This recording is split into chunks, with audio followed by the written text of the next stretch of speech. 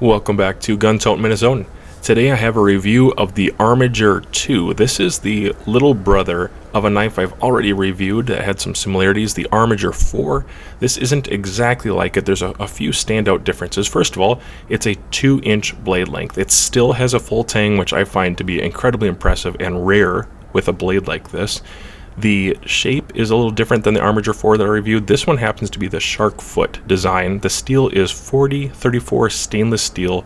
The handle material is thermoplastic rubber. The sheath is like a MOLLE mountable Kydex sheath with retention. It also has a little clip on it for attaching it to bags. It is manufactured in Taiwan, and I had a really good experience with it. I'm going to do my best to give it a rugged, hard use test and make sure you can see that this is not a joke. This is not just a knife design that they picked out from a lineup and put their stamp on it and decided to ship it out to Americans. This is a well thought through blade that has high utility function, maybe a couple other applications rather, depending on the way that you like to use knives. But I'm going to do my best. Stick around till the end to see what's coming up next. It may not be entirely practical to you, but for me, I need an EDC blade, especially a fixed EDC blade, to be able to do a few tasks well, like really light camp chores or minimal woodcraft, something like this. It can't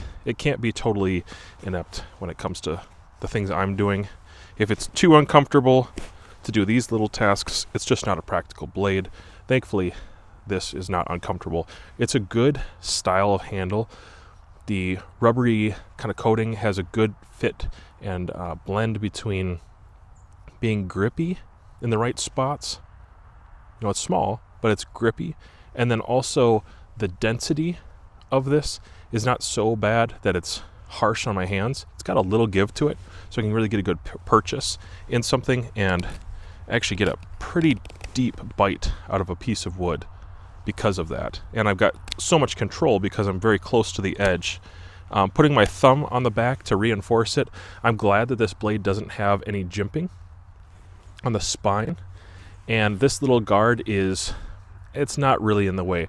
It usually is. Guards usually get in the way. It's not really in the way for what I'm doing because of where I'm placing my hand. I don't feel it too much. I prefer to not have guards on blades that are specifically woods blades, but when it comes to an EDC blade like this, especially one that is kind of a shrunken down version of its bigger brother, the Armiger 4, I think this makes a lot of sense, and I'm not going to complain about that at all, especially because what it does is give better retention into the sheath. And this one, unlike the big brother, this one I totally feel comfortable with this being, you know, hung off of a bag, being hung upside down off a lanyard. Keys, I don't know if I would go so far as to put it on my keys itself, just because the package is a little bit big, but maybe you would, and that's cool. But that style of rubber, it's just really grippy and it grabs well. Retention in this makes a lot of sense, the way that they went about that.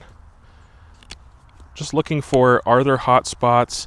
Does the blade flex at all as I'm working with it? And I'm very glad to see that the blade doesn't flex. I had a very small fixed blade from, I guess I'll say a competitor, another company at one point, and I think it was the same thickness, but I bet you that the tang was not as far back as this one is, and I think the movement in the tang made me nervous when I used it on that other model. So I'm glad to see that this, even with giving some significant force into it, let's see, you can't really see that right now. Okay, even with giving some significant force, I'm not feeling the blade wobbling around or moving, flexing in the handle. I don't feel any of that at all. It feels secure. I think I can put all my force into it and it's going to be just fine. There we go. Short blade, but very controllable, and therefore a little bit more safe to be working in the ways that I am right now. Now, I mentioned that I perhaps would not carry this on a keychain. You definitely could, and the more I look at it, the more it's not super unreasonable. I carry a lot of things on my keychain, so adding one more wouldn't be that big of a deal. But if I just take these off for a second, here's my Recon. This is the keychain version. And I love this knife. I've got a review out on it. I've been using this for years and years, and I've sharpened it so much and so many times that it's actually quite thin and sharp. It's a great blade. It's pretty lightweight. It does have a folding mechanism, and anytime you introduce more moving parts, you know, there's a chance for failure with that. This has been nothing but reliable, though, and I'm a real big fan. I believe DEMKO had a hand in some of these as well over at Cold Steel, but here's a little comparison between the two.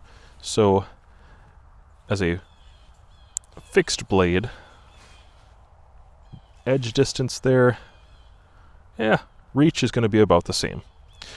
Whether you prefer a tanto or you have some sort of extra use for this type of penetration, or you prefer a shark's foot, you know, that's going to be up to you for what makes more sense for utility, because that's what these blades are for me, is utility.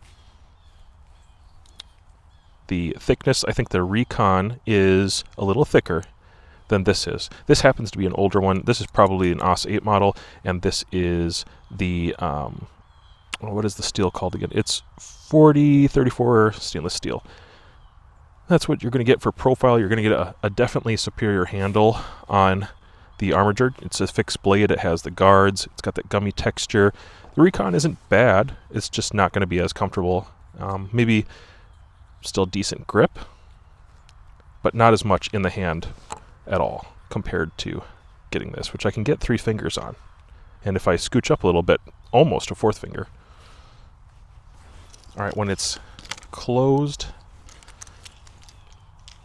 the Recon maybe has a small advantage there. Just a little smaller, slightly lighter. I think maybe it's lighter.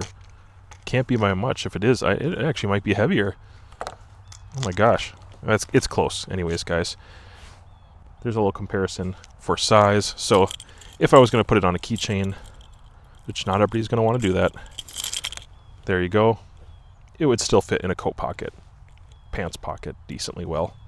And technically these are more usable, I think, and a little more rugged than a folding blade in a lot of situations. Another way that I could see this being attached is on a backpack. Most backpacks either have a molly strip, something like this that you could put a loop through, or a clip or a carabiner, something like that up on the shoulder. This one has an attachment that I can clip onto, just like that. And I could put another strap through. I could put some webbing around this if I wanted to keep it in one place on the backpack. That would be easy enough to do. And then I have an immediate access to a blade. Some people don't like having a blade that close to their throat. I understand that. But if you're careful and it's just going down right there, I have no concerns at all about carrying it either on a keychain with retention or on a backpack like this. The biggest thing for me would just be to strap it down and keep it stationary in one place and not have it flopping around so much. But if that doesn't bother you, then I think this is a reasonable way that you can carry a blade. Obviously, a knife this small has some limitations, but it does have that much pass-through, so you can reach that far, and I can do tasks that I would do with a bigger knife, but just with more control. And perhaps, I think some people would argue, safer. It's safer sometimes to use a smaller knife, especially if you suffer from poor technique or you don't have a lot of skill with a bigger knife. Then a smaller knife is just easier to be safe with, especially around kids, children, and this knife is almost an ideal knife for what I'm doing right now. So it's just deep enough to get into the sidewall and the cavity here, and I can do a light amount of prying without breaking anything. And it's just deep enough, it looks like, to carve out a wedge from this pumpkin. Plenty sharp. No issues with actual slicing, anything like that. It would just be a limitation of reach in general. If you can see that right there.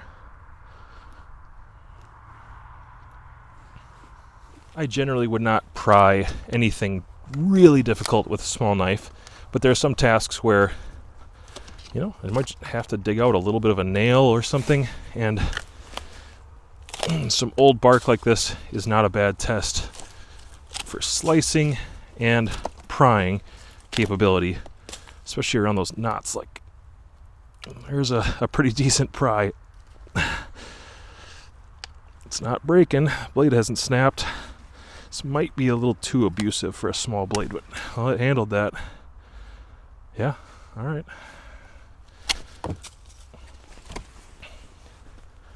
There we go.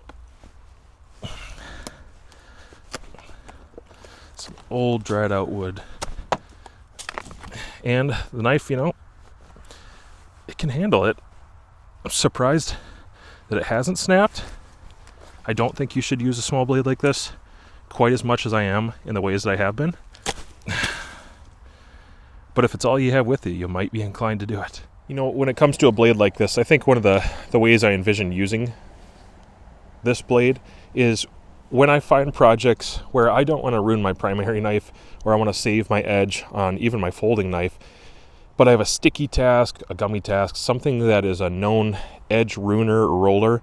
This is a blade that is so easy to sharpen up and touch up that when it comes to things like cutting plastic or just, you know, scraping something that might be like tape or gummy, glue, adhesive, this is the kind of blade that I would go for that, because it's so easy to touch up and resharpen. I'm going to show you that the shark's foot is still very effective, even though it doesn't have quite the belly of a clip point. It maybe doesn't have the same utility as a Tonto in some other ways. It doesn't mean that it's limited or less. And so I'm going to cut up this extra, this is like a double tough zip tie, and I'm going to use this to dismember this thing a little bit and just do the task like I would any other time. So there's enough belly there that I can rock it a little bit, and the guard is going to prevent me from rocking a lot. Maybe if I go to the edge of this and move this over, I can just show you that there's a lot more power in rocking it, kind of like that, right there. Remember, this knife has not been sharpened yet. It's going strong considering how much crap I've put this little knife through with you know, a non-super steel. It's not like the 3V from the 20.5 that I'm reviewing. Still cutting after all this time. Yeah, this is a really, really tough zip tie. These are not the regular ones that you buy at Walmart or something. These ones are like reinforced, and it's cutting through that not too bad at all. And obviously touching this edge up would help with slipping through. Maybe that's something I should do, is go touch it up at some point here, but still kind of enjoying the fact that it cuts. Yeah, it cuts decent. Man, even a full-size blade would have some trouble getting enough power just because of the toughness of these clips. I tend to use carbon steel based blades for my little Firecraft kits. I just like carbon steel in general for those kind because I can do stuff with rocks and sparks and flint. That's cool. Or mica. It doesn't have to be that though. A stainless would be just fine, and in some ways a stainless is superior because of the rust and corrosion resistance, and in this case that would be true. If I was going to have this in a little Firecraft kit, I want to know, can it make feather sticks or just even just roughing up some wood. Okay, this isn't great for the blade, but pushing it against that wood, that real dry oak, I'm getting stuff that would ignite with a fire steel. If I had a fire steel and a striker or a lighter or just a sufficient spark, this right here, this little feathers that I'm getting, this is sufficient to start something up that's a little bigger like that. And if it's windy or wet, you just need more of them. This is a really hard piece of oak, so my expectations for this were not that high. But it's actually grabbing a pretty good bite out of there. You know, it's got that little V grind at the actual edge point. So I'm of the opinion that any blade with an edge can feather stick fine. It matters more what kind of wood you accompany or pair it with. And this is a complementary combo right here. It did just fine. So thinner curls just tend to light a little easier in harsh conditions and circumstances. And so a V grind for me doesn't bite in as deep, which allows these to be just thinner. I can skim across the wood a little easier, and I'm not bearing down on my knife quite as hard because I'm just taking, you know, a shaving, a thin sheet off of that wood. And so even though this is a very hard piece of wood, it was still able to produce sufficient feathers, and this would light up just fine with a fire steel if I had one paired with this combo. I use this as an EDC, and I could use a fire steel with this. Okay, I'm not at all a fan of using the blade edge to strike a fire steel. I want to keep that edge as sharp as I can. I don't have a sharpened spine on here that is consistent for throwing sparks. I would have to rough that up just a little bit, which would not be hard to do. It would be easy to do on a file at home or with a Dremel. But if you had to, in that situation where you're using this as a little fire kit knife, or just a backup with your EDC, like I have this on my keychain, this striker, it is going to throw some sparks. And I would go right back to where that sharpening choil is.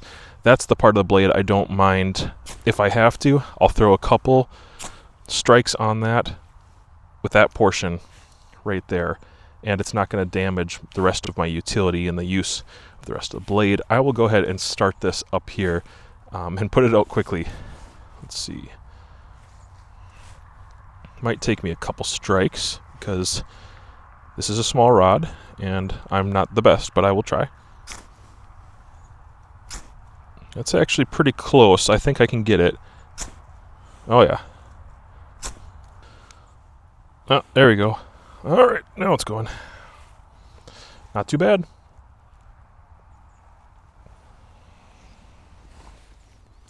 Doesn't appear to be developing hot spots as I'm using it in any unexpected way. You know, the main hot spot is going to be any ridge or lifted area like these guards right here, but those serve a purpose, so I'm not going to complain too much about those.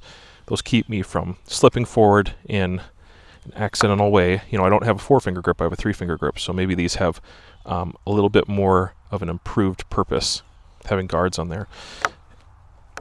And, you know, I can really get a lot of pressure down on this edge, and I can't believe, you know, I've only stropped this. I have not reprofiled it in the last couple weeks that I've been using it especially, and I've been giving it kind of crappy tasks. I've been prying with it. I almost was worried I was going to break it when I was prying with it the other day. You know, this blade really is not half bad. I feel like it does dull down a little bit after I strop it, but it only dulls down to a certain point because the thinness is appropriate. Yeah, it's not rolling that edge, so that's a good sign. Huh. Yeah, it's still got a nice bite after a couple weeks of just only stropping. Here's the thing, though. I know you're wondering, but how does it do against drywall? Yeah, let's go find out. All right, let's go ahead and give it a stab. So again, those guards on there, could actually feel my pinky on them since I can't get my thumb up on that blade. You know, my thumb's up here. There's a little resistance as I wrap around, but those guards are actually having a function when I'm penetrating into something. And it did stab in to the log. Well, that's plenty. It'll go all the way through that. If it wasn't for the log underneath, it would have no problem, you know, going all the way through. And that's not a Tonto, and it's not a spear point. It's a shark's foot, and it still goes through just fine. Now let's try a little bit. I think this is going to be a little bit more of a difficult task, but it's thin, so let's just see what happens. Just pressing the knife through and giving it. Okay. That's actually a pretty nice cut. It's pretty clean. I suppose the thinness of the blade here.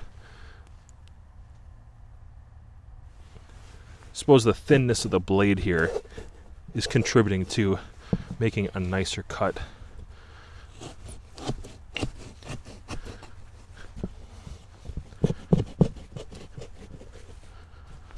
And drywall definitely is not an appropriate substance to be cutting with a knife like this, but it's a good test to see about durability and how long it's going to hold an edge. Try to get out of the way of the camera here.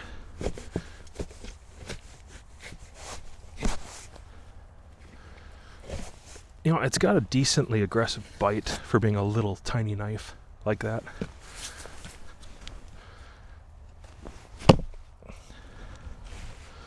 Almost all the way through. Try one more. Okay. It's a very small knife to be trying this with. There we go. This is an excellent backpack, fire kit, desk, or workbench blade, but it does not replace my passion for a high quality, higher end folding blade in general. This is what's up next on the channel. I'm going to be reviewing the 80-20.5 in 3V, as you can see here with that clip style point.